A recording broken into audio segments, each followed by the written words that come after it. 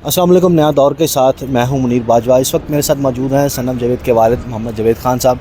जावेद ख़ान साहब, सनम जावेद की मुसलसल मुकदमात में जब उनको डिस्चार्ज किया जाता है या ज़मानत मिलती है तो उनको दोबारा एक नए मुकदमा में गिरफ़्तार कर लिया जाता है। तो ये क्या समझते हैं, क्यों इस तरह हो रहा है उनके साथ?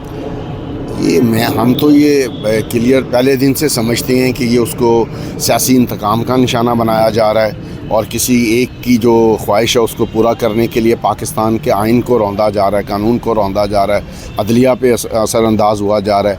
उसको पिछले 1 साल से एक सीरियल ऑफ अरेस्ट में डाला हुआ है। एक मुकदमा डालते हैं, जब उसकी हम ज़मानत करा लेते हैं तो उसको ज़मानत का रोबकार जाने के बाद उसको गिरफ़्तार करते हैं, फिर अगले मुकदमे में डालते हैं। अब पहले 10 महीने उसे लाहौर में रखा है, अब उसको मियाँ वाली में एक मुकदमे में डाल दिया 179 में, कमर मस्तानी थाने का।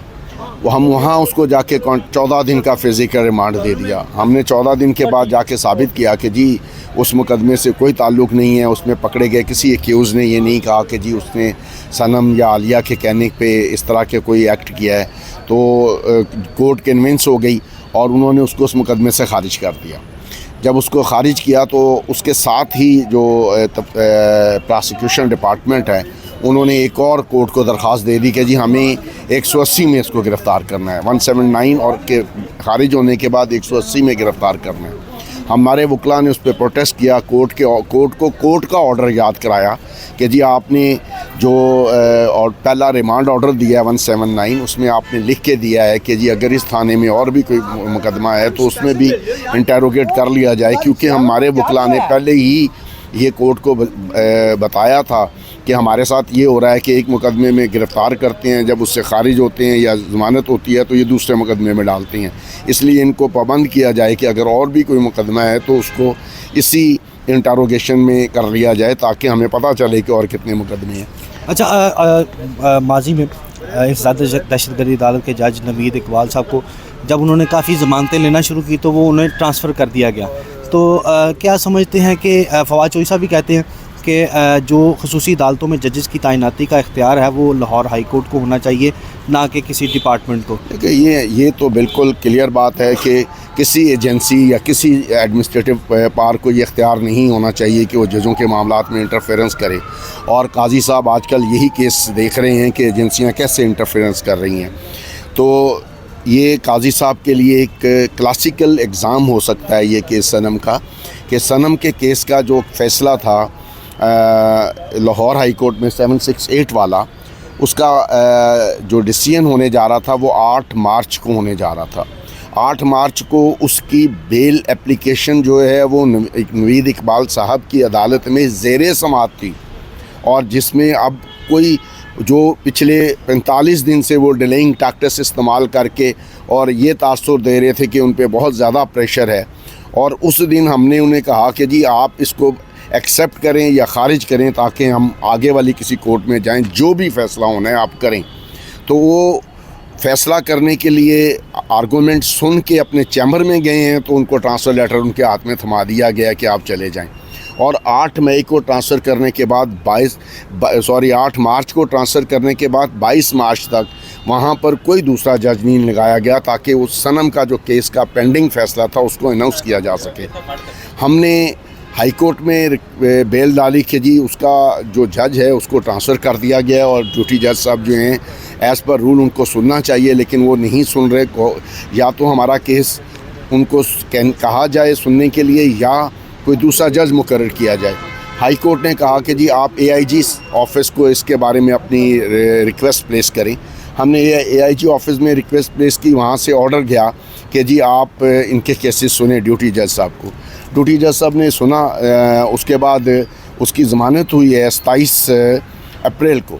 27 अप्रैल को वही केस जिसकी ज़मानत 8 मार्च को होनी चाहिए थी, वो तकरीबन 1 महीने के बाद उसका फ़ैसला हुआ, और सिर्फ मकसद ये था कि सनम को बिहाइंड द बार रखना। आप इतनी दूर मियाँ वाली या दूसरे शहरों में जाते हैं तो कितनी दुश्वारी है, और सनम के बच्चे क्या फ़ीलिंग रखते हैं? जिस तरह हमज़ा मैं हाई कोर्ट में हूँ, अब मुझे भिजवा दो। किधर है वो? आ जाओ, मैं भी वहीं खड़ा हूँ, आ जाए। ओके। देखिए हमें शदीद किस्म की हर तरह का प्रॉब्लम का सामना है। उसके बच्चे डिस्टर्ब हैं, उसकी एजुकेशन डिस्टर्ब है। ज़ाहिर है हम एज के उस हिस्से में हैं जहाँ हमारे लिए इतनी भागदौड़ करना मुश्किल है, फिर हम पे बहुत ज़्यादा प्रेशर भी है। अब कल ये हुआ है कि सनम का केस जो है वो डिस्ट्रिक्ट सेशन जज सरगोदा ने सुना, तो उसके बाद जब हम केस सुन के बाहर निकले हैं और 2.5 घंटे तक वो जज साहब ये तासुर देते रहे कि आज सरगोदा की सारी एडमिनिस्ट्रेशन फारिग हो जाएगी। उन्होंने आईओ की वो इंसल्ट की, उन्होंने डीएसपी को बुला के इंसल्ट की, उन्होंने सारे जो ऑर्डर कर दिया कि जी अगली दफ़ा जीआईटी पेश होगी। एक औरत का 14 दिन का फ़िज़िकल रिमांड, हमने कहा कि जी 14 दिन नहीं हुए, 29 दिन हो गए हैं।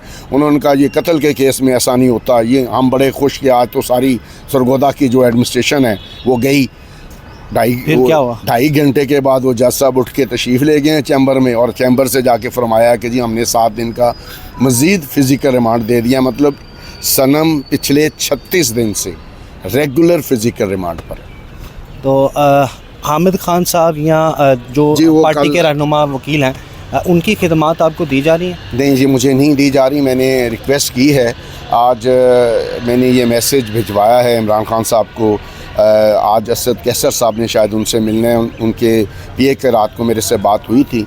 मैंने उनको कल वाला जो वाक़या, जिस 30 तारीख वाला वाक़या जिसमें हमारा जो वकील है वो सनम के केस में आर्गूमेंट करके बाहर निकला, तो उसको उठा लिया गया और फिर उस पर बड़ा शोर मचने के बाद जब उसको रात को छोड़ा गया, पहले उसने मुझे बताया कि उस पर बहुत ज़्यादा फ़िज़िकल टॉर्चर किया गया। उसको ये कहा गया कि तुम क्यों आके इनकी हेल्प करते हो। ये एक्चुअली मेरे वकील जो हैं वो तो नसीरुद्दीन खान नैयर और शकील पाशा साहब हैं, लेकिन क्योंकि वो हम लोग सरगोदा में नए हैं तो वहाँ की जो सरगोदा की लोकल तंजीम और लोकल वकला हैं वो हमें हेल्प आउट करते हैं केस में। तो कल उनमें से जो वसीम अब्बास अवान साहब हैं, जो शफ़क़त अवान के जो एमएनए हैं, उनके छोटे भाई हैं और वकील हैं, उनको उठा लिया गया था। फिर उनके भाई ने ये कहा कि इनको आईएसआई वालों ने उठवाया। उसके बाद मेरी जब उनसे बात हुई तो उन्होंने मुझे यही बताया कि उनको आईएसआई वालों ने उठवाया। तो मैंने ये सारा जो है वो पार्टी उनकी सनम की पार्टी के नोटिस में लेके आया हूँ। अब देखते हैं, मैं ये बात मैं काजी साहब तक भी पहुँचाना चाहता हूँ जिनको अदलिया में एजेंसीज़ की इंटरफेरेंस नज़र नहीं आती। काइंडली वो सनम के केस का सारा रिकॉर्ड मुकवा के एक दफ़ा देख लेंगे तो उनको किसी और सबूत की ज़रूरत नहीं पड़ेगी। Thank you so much. Thank you.